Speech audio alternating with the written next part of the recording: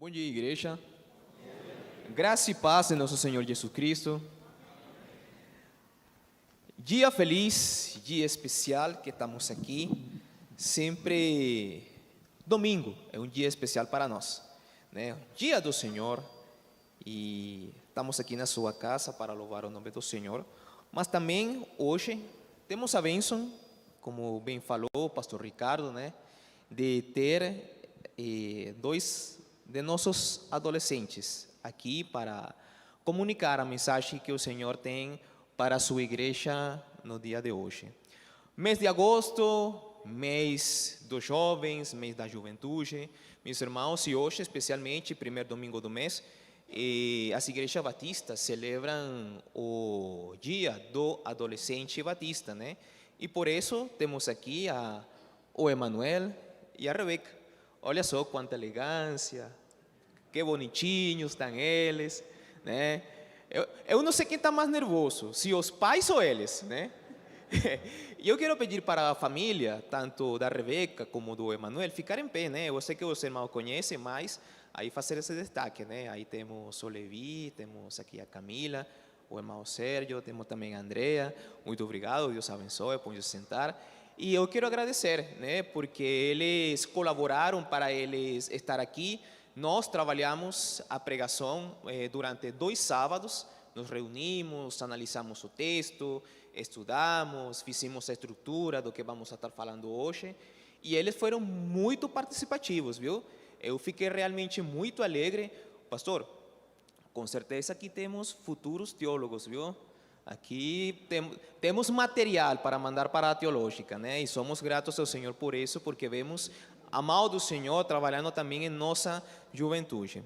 Meus irmãos, e pelo fato de ser o mês dos jovens, eu peço para a mídia, por favor, colocar aí a apresentação. E para este mês dos jovens, aí na liderança da JPC, o irmão Wilton, a irmã Rosina, tivemos falando sobre qual seria o tema bom para compartilhar, né, neste mês. E nós decidimos falar um tema que achamos muito pertinente, né? Nossa igreja está iniciando um novo processo, um novo tempo, onde está chegando o pastor Ricardo, onde juntamente com a sua família já tem um mês aqui com a gente, e é um período com certeza que temos a clareza que o Senhor já está fazendo e fará grandes coisas, amém? Eu lembro que o tema do ano passado, exatamente, foi de que Deus tem novos tempos para a sua igreja. E o tema deste ano vai ser as características dos discípulos do Senhor Jesus. É o tema que nós escolhemos para trabalhar durante todo este mês, e hoje nós queremos iniciar, né, exatamente falando do Sermão da Montanha, quando o Senhor Jesus faz essa importante reflexão. Eu quero convidar a Rebeca, ela nos vai acompanhar, vai fazer a leitura para nós hoje do texto que vamos estar falando, que está aí, né? Os irmãos têm aí na tela, Mateus 5, do 17 até o 26. Vamos abrir nossas Bíblias aí, Mateus capítulo 5, desde o 17 até o 26. E convido a igreja a estar em pé, por favor, para fazer a leitura da palavra do Senhor.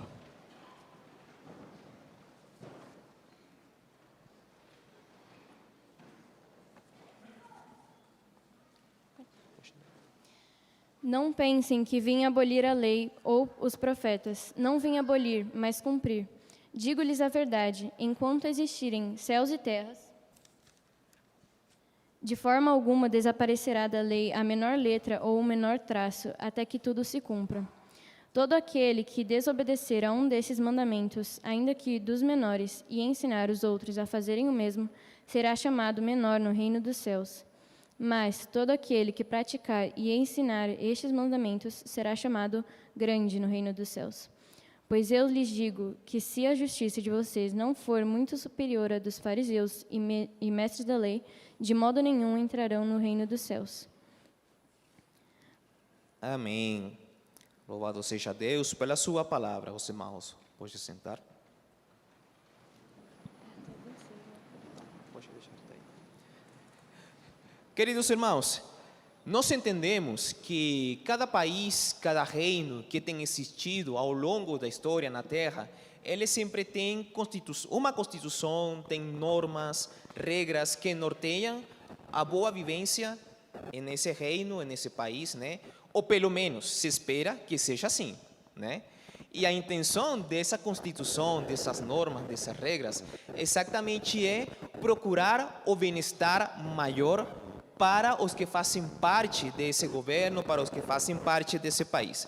E no reino de Deus não é diferente. Nós temos exatamente também nossa bússola, temos também nosso manual que orienta nossa vivência como membros do reino dos céus. E é importante que nós sempre tenhamos presente qual é e por que existe essa palavra para nós. O Senhor Jesus, aqui na Sermão da Montanha, nesse texto que a Rebeca leu para nós, uma das coisas que ele fala, meus irmãos, exatamente ele inicia o Sermão da Montanha falando sobre qual é o fundamento do reino dos céus. O Sermão da Montanha é considerado pelos estudiosos, pelos biblistas, pelos expertos, ele é considerado como o paradigma do discipulado cristão. Todo o que um discípulo do Senhor Jesus precisa saber, precisa fazer, está compilado nos capítulos, do capítulo 5 até o capítulo 7. O Senhor Jesus faz uma compilação e ensina para seus discípulos o que é o caráter de Deus e como tem que ser nosso caráter, baseado em o que Deus deseja de nós. Por isso nós temos colocado o título para esta pregação de Fundamentos Práticos e Necessários do Reino para um Discípulo. E o Emanuel vai falar para nós qual é nosso objetivo com esta pregação. Bom dia, igreja. Nosso propósito nessa manhã, irmãos, é mostrar a luz da palavra de Jesus Cristo e que a Bíblia é a base onde repousam todas as nossas práticas da nossa vida. Muito bom. Então, entendendo esse propósito, qual é o primeiro ponto, Rebeca, que nós vamos falar relacionado aos fundamentos que precisa saber um discípulo? Primeiro ponto é cumprir a palavra de Deus assim como Jesus Cristo fez, que está escrito em Mateus 5,17. Diz assim: não pensem que vim abolir a lei ou os profetas, não vim abolir, mas cumprir. Amém. Na palavra do Senhor Jesus é interessante porque aí, nesse texto, ele faz uma divisão.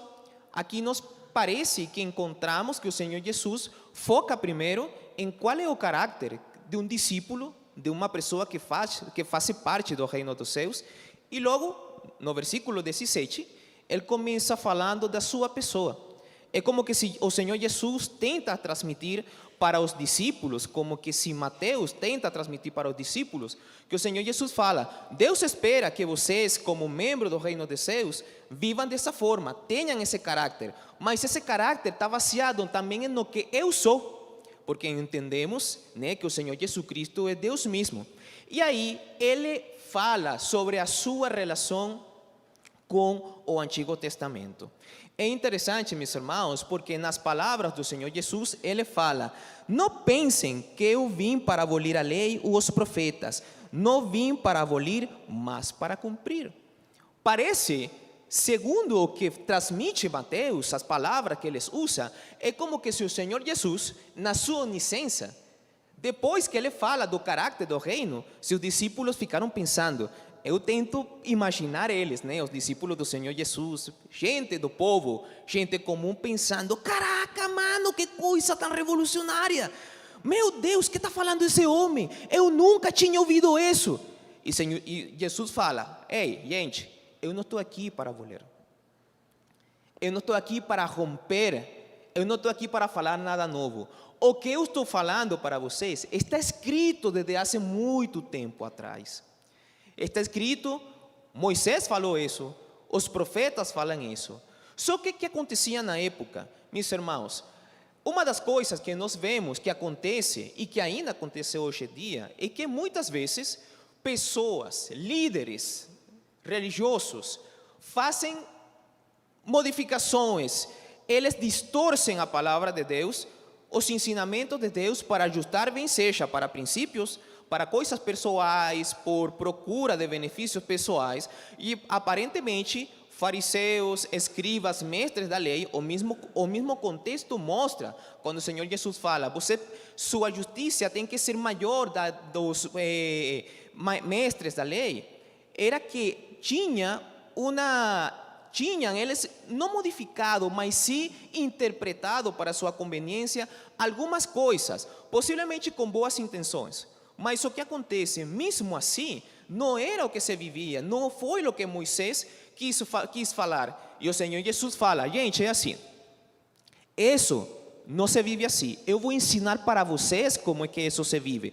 Não é nada novo que eu estou falando para vocês. Já isso existe na lei, isso existe nos profetas. Eu vou ensinar para vocês de forma prática como é que isso se vive. Emanuel, que pode ilustrar para nós isso? É algo que aconteceu bem parecido com Galileu Galilei, que era um engenheiro italiano, e também era o principal defensor do heliocentrismo. O que é o heliocentrismo? O heliocentrismo afirma que o Sol é o centro do universo.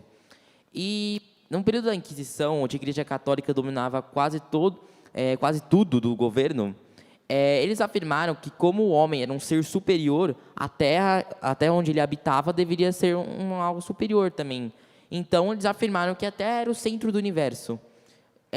Então, Galileu Galilei, com base de estudos e observação de luneta, ele reafirmou que o Sol era o centro do universo. Só que a igreja não gostou disso e também o pessoal achou novo, algo diferente. Então, eles perseguiram Galileu Galilei, prenderam ele, quase mataram ele e forçaram ele a redizer o que ele disse, falar, você não vai falar mais disso. E só em 1922, João Paulo II disse que os teólogos da era estavam errados e disse que Galileu Galilei estava certo. E até hoje os estudos dele são muito importantes. Muito bom. E como aplicar isso em nossa vida, Rebeca? As palavras de Jesus, elas levam a gente a pensar na nossa vida, se a gente está seguindo costumes religiosos ou se a gente está obedecendo realmente a palavra. Hoje em dia, como na época que foi narrada por Mateus, é muito fácil a gente encontrar interpretações erradas da Bíblia, que as pessoas fazem tentando adaptar a Bíblia a elas mesmas, quando, ao contrário, a gente devia se adaptar à Bíblia. A gente tem que seguir o que está na Bíblia. A gente não pode ficar inventando moda ou colocando interpretação em cima do que já foi dito e já está escrito na Bíblia, que é a verdade. Muito bom. Beleza, já falamos do que o primeiro ponto exatamente é cumprir a palavra de Deus, igual como Jesus cumpriu. Agora, qual é o segundo ponto fundamental que precisamos praticar, Emanuel? Precisamos valorizar a transcendência da Bíblia, assim como Jesus valorizou. Isso está onde? Está em Mateus 5, 18 e 19, que diz assim: Pois em verdade vos digo, antes que o céu e a terra passem, de modo nenhum passará uma só letra ou um só traço da lei, até que tudo se cumpra. Quem, portanto, desobedecer um desses mandamentos, por menor que seja, ensinar aos homens, será chamado o menor do reino do céu. Aquele, porém, que cumprir e ensinar, será chamado grande no reino do céu. Nesses versos, Jesus afirma a sua devoção e a honra à lei, que ele quebra todas essas ideias de ensinamentos que procuravam distanciar do Antigo Testamento, daquilo que já estava escrito. Considerando o fato de Mateus ser um evangelho dirigido aos judeus para provar que Jesus é o Messias, é perfeitamente compreensível porque se destaca o amor e o desejo de Cristo, pela lei e pelos profetas. Jesus também condena qualquer pessoa que altera a lei, a palavra, e ensina os outros a fazerem isso. Ele tem 2 pontos que podem ser compreendidos do texto. O primeiro, que é a eterna transcendência da palavra de Deus em relação à finitude e criação, e razão pela qual reage e determina tudo nela. A palavra ela é transcendente, ela sempre é a mesma, desde ontem, hoje e até amanhã. E o segundo, que é a frase, em verdade vos digo, é como uma declaração solene com o sentido de cumprimento profético de cada parte das Escrituras, de acordo com a vontade de Deus. Nada será omitido.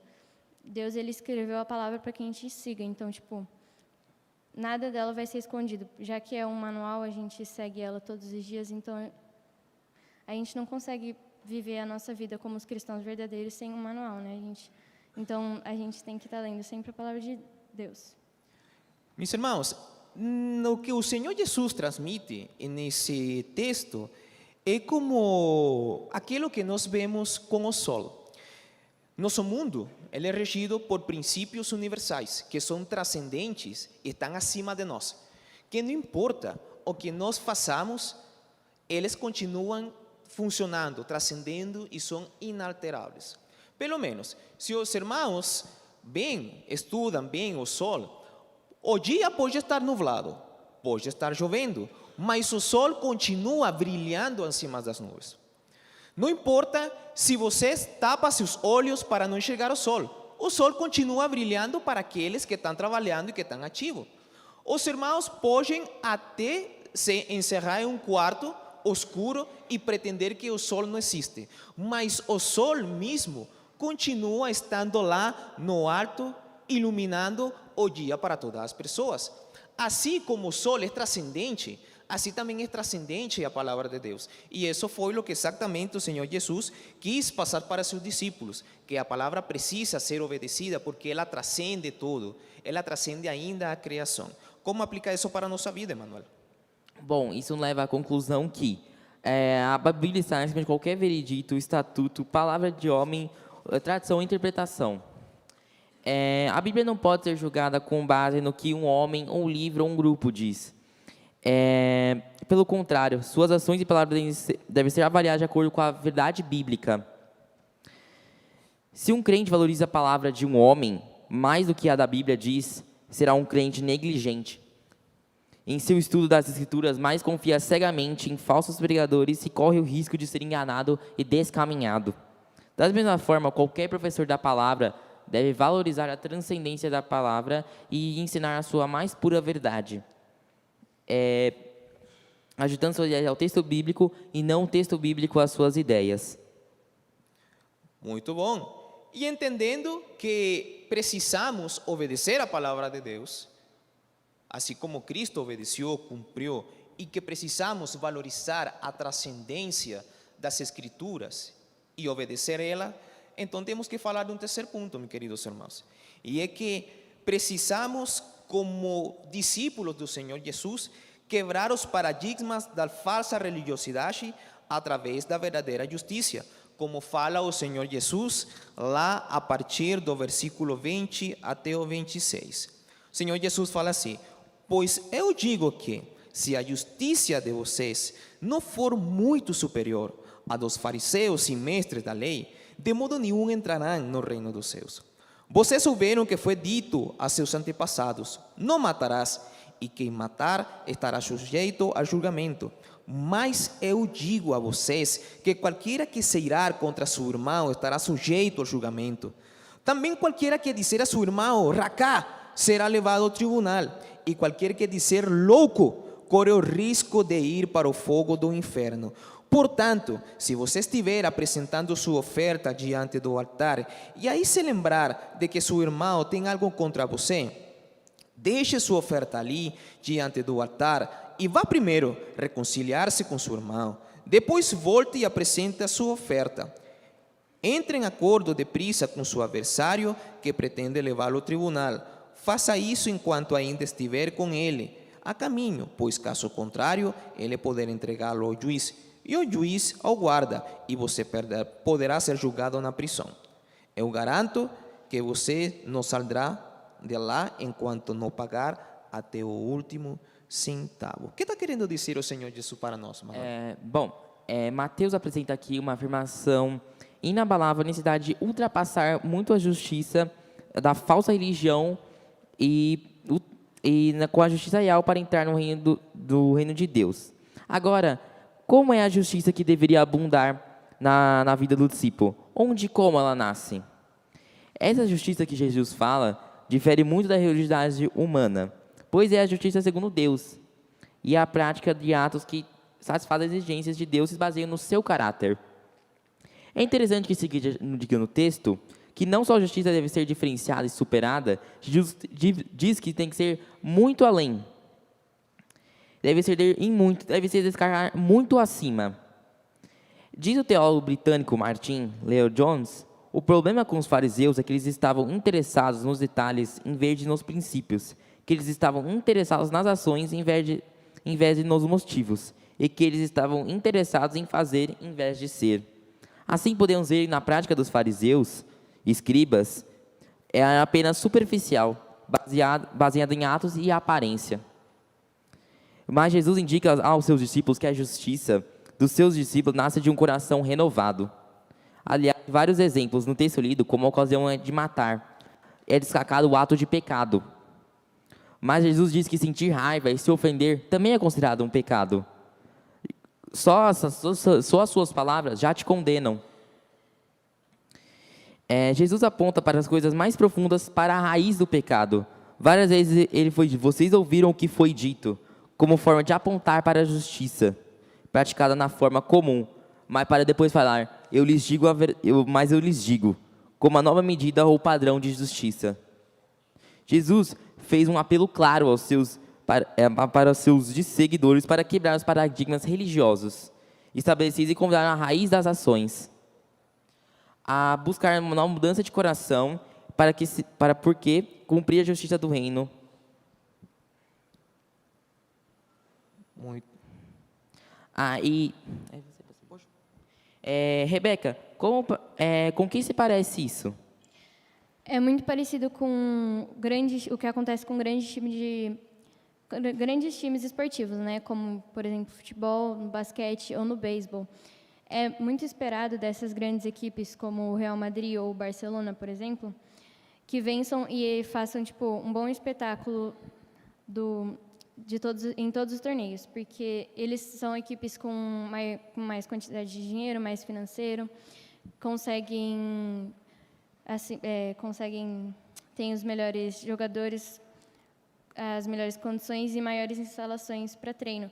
Mas não é só o jogo em campo que é importante. Também são necessárias boas condições internas do time e um bom treinador que saiba tratar e gerir todos os seus jogadores, que garanta o bom funcionamento de todas as áreas da equipe. E se esses times não ganharem dos times menores, com menor estrutura e menor poder financeiro, já se fala em crise e começam as mudanças internas. Queridos irmãos, o Senhor Jesus fala uma coisa muito clara. Ele fala para seus discípulos que sua justiça precisava sobressair muito além da justiça dos fariseus e mestres da lei. É interessante porque o Senhor Jesus não fala apenas sobresair, sino que precisavam sobrepassar por muito. Jesus deixa claro que um discípulo, que um membro do reino dos céus, precisava sair da caixinha, precisava quebrar o molde, precisava ir além das costumes da época, queridos irmãos. Hoje nós também temos esse desafio. Também o desafio é para nós, como membro do reino dos céus, como discípulos do Senhor Jesus.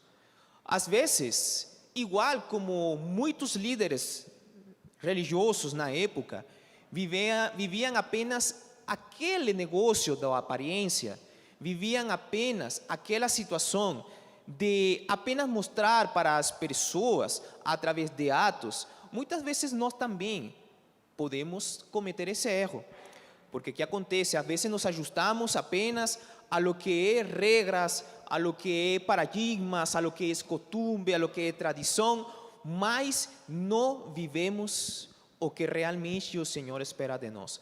O Senhor Jesus Cristo falou, não é apenas não matar. Se você já pensou e se airou contra seu irmão e ainda ofende ele, já você é condenado.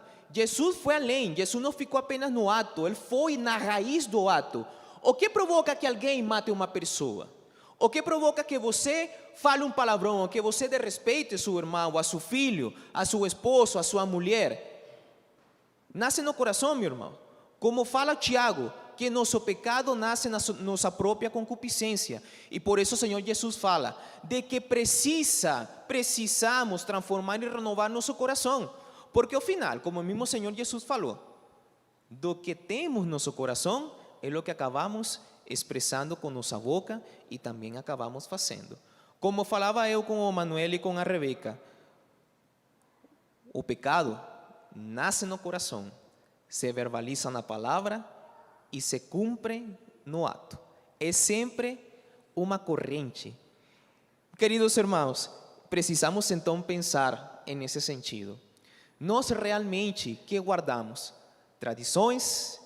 Guardamos costumes? Ou realmente temos um coração renovado e de onde emana nossos bons atos, nossas boas palavras? Não temos como enganar a Deus. E como sempre eu falo, queridos irmãos, na matemática sempre 1 mais 1 vai ser 2. Sempre 1 mais 1 vai ser 2. Não temos como falar que nosso coração é renovado quando nossas palavras, quando nossas atitudes exatamente mostram o contrário. E uma das coisas importantes que o Senhor Jesus fala aqui, queridos irmãos, que não temos como louvar a Deus,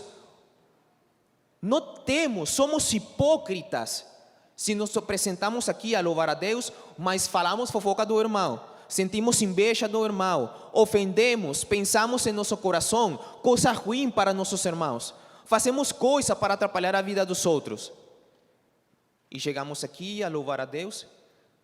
Não podemos com a mesma boca que cantamos até que Ele venha, com que falamos do amor de Deus, ofender a nossos irmãos. Precisamos então cuidar disso, e foi o que o Senhor Jesus apontou para seus discípulos e falou: vocês precisam estar acima exatamente disso. Recapitulando, meus irmãos, em esta manhã temos falado para os irmãos 3 coisas importantes relacionadas aos fundamentos práticos que é necessário um discípulo praticar do reino de Deus. Em primeiro lugar, falamos que um discípulo precisa cumprir a palavra de Deus, assim como Jesus Cristo fez. Em segundo lugar, falamos que um discípulo precisa valorizar a transcendência das Escrituras, assim como Jesus Cristo valorizou. E em terceiro lugar, falamos que um discípulo precisa quebrar os paradigmas da religiosidade através da verdadeira justiça. Agora, qual é seu posicionamento diante estes princípios fundamentais? Tem os irmãos se esforçado por viver estes princípios? São coisas que precisamos pensar com seriedade e tomar uma ação, porque realmente isso fala do que nós somos, se somos ou não membros do reino dos céus. E para concluir, o que podemos concluir do falado hoje, Manuel? Bom, nós como os discípulos de Jesus devemos imitar a sua obediência à palavra de Deus, para qual devemos mostrar reverência, fidelidade e amor do que nela está descrito.